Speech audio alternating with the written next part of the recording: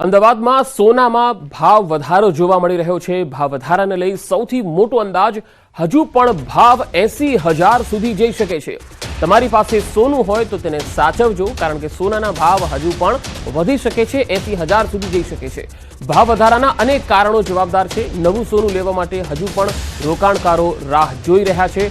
70,000 આસપાસ સોનું ફરી આવે એવો અંદાજ હવે નહીવત દેખાઈ રહ્યો છે। पहली एप्रिल जो बात करिए तो 72,000 थी आज 74,000 એટલે સોરી 71,000 થી 74,000 એટલે 3,000 રૂપિયા જેટલો મોટો વધારો થયો છે। એટલે જે આ 10 દિવસમાં આટલો મોટો વધારો એ ખૂબ જ મોટો કહેવાય, જેને પગલે જે જ્વેલરીની લેબર છે તેમાં પણ ક્યાંક ને ક્યાંક વધારો થતો હોય છે અને માંગમાં ક્યાંક ને ક્યાંક ઘટાડો પણ થતો હોય છે। અને હવે વાત કરીશું મહાસંગ્રામની।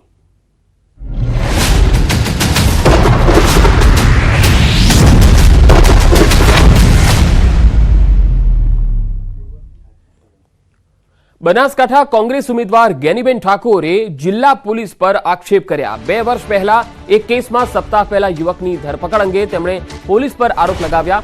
પ્રચાર સભામાં જ જ્ઞાનીબેને કહ્યું કે 2 વર્ષ નહીં અને ચૂંટણી ટાણે જ કેમ ધરપકડ થઈ, હવે તો ગુલાબભાઈ ઠાકરસીનો વારો આવશે, એમ કહીને તેમણે આક્ષેપ કર્યો કે લોકશાહીમાં અધિકારનું ગળું દબાવવાનો આ પ્રયાસ છે।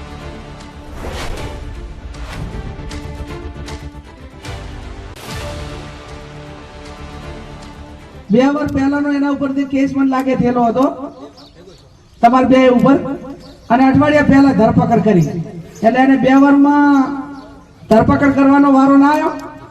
પણ આ ચૂંટણી ટાણે ઠાકોર સમાજને દબાવવા માંગે છે, એમ કે તમે જ્ઞાનીબેન ભેગા રહેશો ને તો ગમે એટલા જૂના કેસ હશે એ પકડીને પણ અમે તમને જેલમાં પૂરશું। એનો અર્થ તો આ જ થયો ને, એના ઉપર કેસ થયેલો હોય તો 2 વર્ષથી આ ચડાવ્યા જતો, એ કોઈ ના પાડતું તું પોલીસને કાર્યવાહી કરવા માટેની, પણ એક રોપ જમાવવા માંગે છે અને દબાવવા માંગે છે। ત્યારે દબાવવા જ્યારે આ પોલીસ આ પ્રમાણે કરતી હોય ત્યારે લોકોને પણ મારી વિનંતી છે, હજુ તો કદાચ આ ગુલાબભાઈ ઠાકરસિંહભાઈ નાયનો વારો કદાચ આવશે, અને હું તો એમ કહું છું કે આ બધામાંથી મારો વારો લાવો ને એટલે ચૂંટણી સામે લોકો જ લડે। તમારે રોજે રોજ એક આગેવાનને ખોટી રીતે હેરાન કરીને આ રીતે કરતા હોય, અને એક લોકશાહીમાં લોકો ચૂંટણી સ્વતંત્ર રીતે લડે છે તો એમને લડવા દેવાનું એક લોકશાહીમાં દરેક નાગરિકનો અધિકાર છે।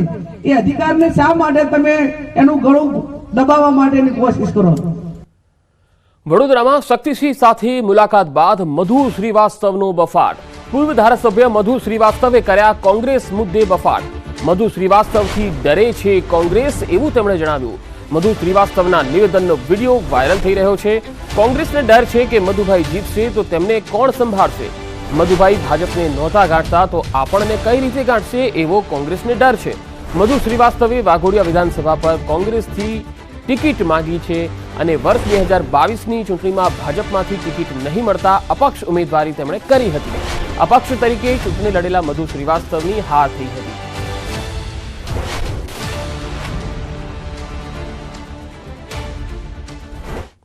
રાજકોટથી કોંગ્રેસના સંભવિત ઉમેદવાર પરેશ ધાનાણીએ ફરી પોતાના કાવ્યાત્મક અંદાજમાં ભાજપ પર પ્રહાર કર્યા। બૂથ પ્રમુખના સંમેલનમાં ભાજપ ઉમેદવારના સંબોધન પર વ્યંગ કરતા ધાનાણીએ સોશિયલ મીડિયા એક્સ પર કવિતા પોસ્ટ કરી, જેમાં અમરેલીના ભાજપના ઉમેદવારને અદ્ભુત કહીને કટાક્ષ કર્યો। તળપદી ભાષામાં લખેલી કવિતામાં ધાનાણીએ ભાજપ ઉમેદવારના જ્ઞાન અને ભાષા પર સવાલ ઉઠાવ્યા।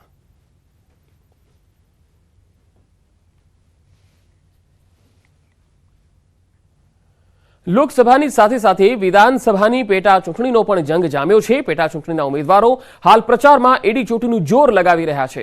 પોરબંદર વિધાનસભા બેઠકના ભાજપના ઉમેદવાર પોરબંદર લોકસભાના હતા, જો કે હવે તો વિધાનસભા પણ છે, એટલે પોરબંદર વિધાનસભા બેઠકના ભાજપના ઉમેદવાર અર્જુન મોઢવાડિયાનો પ્રચારમાં અનોખો અંદાજ જોવા મળ્યો। મોઢવાડિયા બગવદર ગામમાં એક ધાર્મિક કાર્યક્રમમાં ઘોડા પર સવાર થઈને પ્રચાર કરતા જોવા મળ્યા।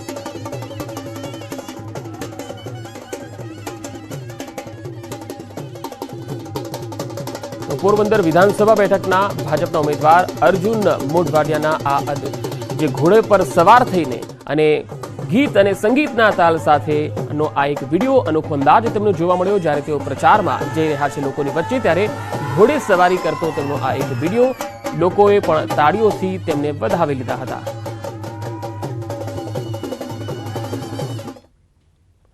આણંદ બેઠક પર ભાજપનો ચૂંટણી પ્રચાર પૂરજોશમાં ચાલી રહ્યો છે। ભાજપના મિતેશ પટેલનું પીપળી ગામે અનોખું સ્વાગત કરવામાં આવ્યું। બોરસદ નજીક પીપળી ગામે જેસીબી પર બેસીને તેમણે રેલી કાઢી હતી, જેમાં મોટી સંખ્યામાં ગ્રામજનો જોડાયા। ગ્રામજનોએ મિતેશ પટેલનું સ્વાગત કર્યું હતું।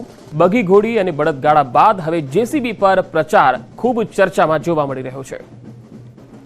તો આણંદના સાંસદ મિતેશ પટેલ જેસીબી પર પ્રચાર કરતા જોવા મળ્યા। અહીંયા એમનો અનોખો અંદાજ જોઈ ગ્રામજનો પણ અભિભૂત થયા અને મોટી સંખ્યામાં તેમની સાથે રેલીમાં પણ ગ્રામજનો જોડાયા હતા। આણંદમાં મિતેશ પટેલની સામે કોંગ્રેસના ઉમેદવાર અમિત ચાવડા છે।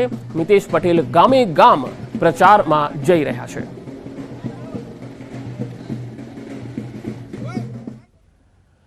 દાહોદ શિક્ષકે આચારસંહિતાનો ભંગ કર્યો, ડીપીઈઓએ આપ્યા તપાસના આદેશ। શિક્ષકે ભાજપનો ખેસ અને ટોપી પહેરી શિક્ષક ભાજપની સભામાં જતા તપાસના આદેશ આપ્યા। ફતેપુરા તાલુકાના ફતેગડી પ્રાથમિક શાળામાં ફરજ બજાવતા આ શિક્ષક આચારસંહિતાનો ભંગ કરતા રજૂઆત કરાઈ હતી। શિક્ષક સરકારી કર્મચારી હોવા છતાંય ભાન ભૂલ્યો। મહેન્દ્ર પૂના પારગી વિરુદ્ધ આચારસંહિતા ભંગની રજૂઆત થઈ હતી। સત્વરે ડીપીઈઓ દ્વારા આ અંગે જાણ થતા તપાસના આદેશ અપાયા છે।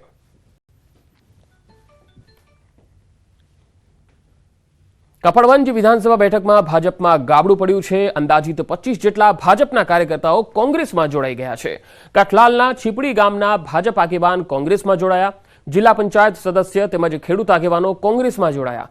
શક્તિસિંહ ગોહિલના હસ્તે ખેસ ધારણ કરી કોંગ્રેસમાં જોડાઈ ગયા। કપડવંજ વિધાનસભાના છીપડી જિલ્લા પંચાયતમાંથી જિલ્લા પંચાયત લડી ચૂકેલા માજી તાલુકા પંચાયતના સદસ્ય, ડેરીના ચેરમેન અને ભારતીય જનતા પાર્ટીના કિસાન મોરચાના અધ્યક્ષ તેઓએ આજે ભારતીય જનતા પાર્ટી છોડીને કોંગ્રેસમાં સામેલ થવાનો નિર્ણય કરી આજે આ ઓફિસ પર આવ્યા છે। રાજકોટના ધોરાજીમાં અકસ્માતમાં 4 વ્યક્તિના મોતનો જે મામલો હતો તેમાં એક જ પરિવારના 3 વ્યક્તિઓએ જીવ ગુમાવ્યા છે। ઠુમ્મર પરિવારના પતિ પત્ની અને દીકરીનું મૃત્યુ નિપજ્યું છે। બુધવારે મોડી રાત્રે મૃતક પરિવારની અંતિમ યાત્રા નીકળી। અંતિમ યાત્રામાં ભાજપના આગેવાનોએ હાજર રહીને સાંત્વના પાઠવી। પોરબંદર લોકસભાના ભાજપ ઉમેદવાર મનસુખ માંડવિયા ઉપરાંત ધારાસભ્ય મહેન્દ્ર પાડલિયા, અલ્પેશ ઢોલરિયા પણ હાજર રહ્યા। ભાજપના જિલ્લા કક્ષાના આગેવાનો અંતિમ યાત્રામાં હાજર રહી સાંત્વના પાઠવી શ્રદ્ધાસુમન અર્પિત કર્યા હતા। મોટી સંખ્યામાં લોકોએ ફૂલો અર્પણ કરીને મૃતકોને શ્રદ્ધાંજલિ આપી હતી। સુરત 3 દિવસ બાદ 4 દિવસ સુધી ગુજરાતમાં પડશે વરસાદ। હવામાન વિભાગે વરસાદ અંગે આગાહી કરી। 13 થી 16 એપ્રિલ સુધી ગુજરાતના અલગ અલગ વિસ્તારમાં થશે વરસાદ। ગુજરાતમાં ચોમાસા અંગે અંબાલાલ પટેલે કરી આગાહી। આ વર્ષે જોવા મળશે લાનીનાની અસર। પવનનું ચક્ર સારું રહેશે, ચોમાસું સારું રહેશે। મે માસમાં આંધી વંટોળનું પ્રમાણ વધશે। 10 અને 11 મે બાદ બંગાળના ઉપસાગરમાં ચક્રવાત સર્જાઈ શકે।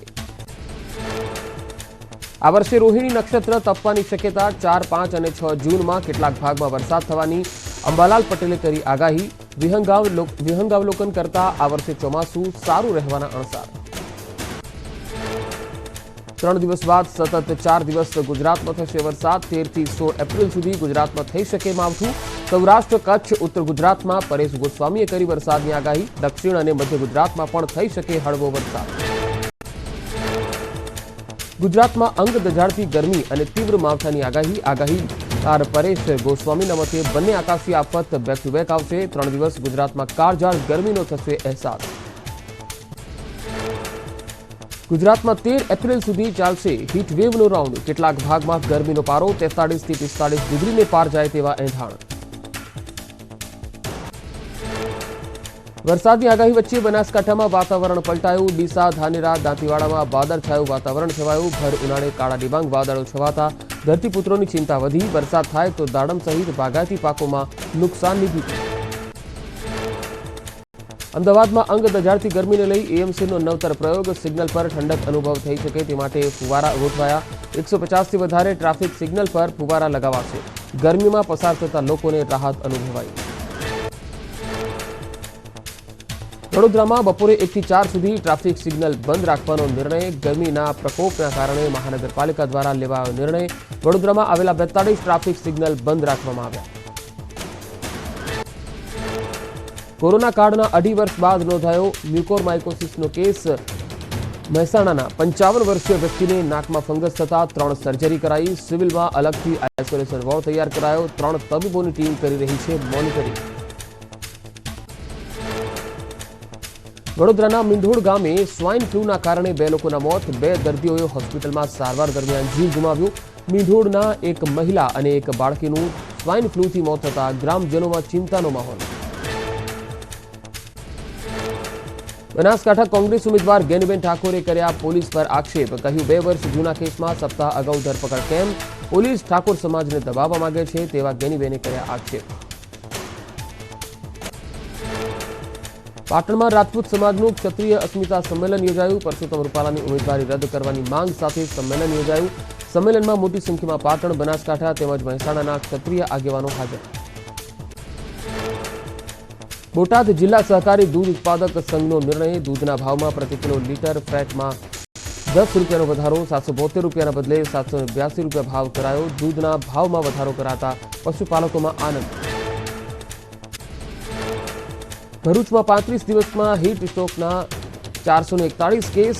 108 ઇમરજન્સી સેવામાં નોંધાયા। 124 કેસ પેટમાં દુખવાના, 106 કેસ ખેંચ અને ચક્કરના નોંધાયા। ઉપરાંત 3 કેસ માથામાં દુખાવાના, 54 કેસ તાવના અને 124 કેસ ઝાડા ઉલટીના નોંધાયા। કંડલાના દીનદયાલ પોર્ટ ઓથોરિટીના ચેરમેન બદલાયા। ગોવાના મોર્મુગાંવ પોર્ટના ચેરમેનને કંડલા પોર્ટનો ચાર્જ સોંપાયો। વિનોદ કુમાર નાનુકટ્ટનને દીનદયાળ પોર્ટના ચેરમેનનો ચાર્જ।